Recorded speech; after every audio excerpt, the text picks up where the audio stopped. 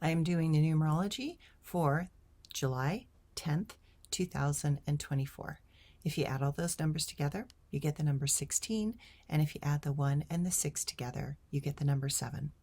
Now we can look at the 1, and the 1 is about individuality, humility, authenticity, and realness, and so it's asking us to move from that core, honest, truthful, integrous place without a lot of pomp and ceremony or ego.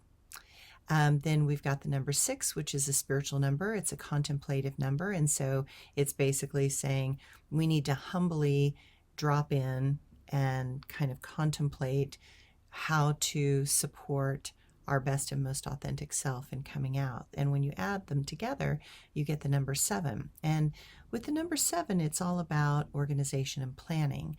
Best to do these things in the moment while we can, having a checklist and assigning tasks. And when we want them completed, that can really make a difference.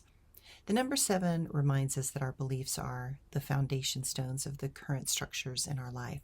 But those stones do not seem to work the way we need any longer. Now it is up to us to figure out a new system and flow.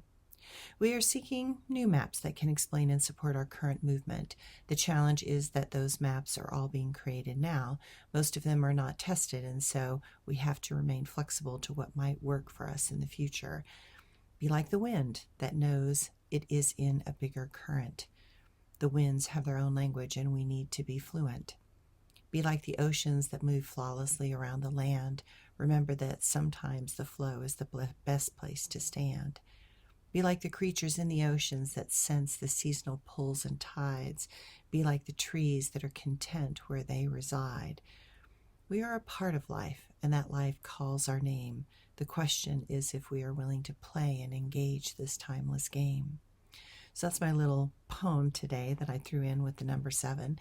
But remember that the number 7 is one of those numbers that it really likes the structure. It's like the left brain is screaming for some sort of congruent, concrete steps.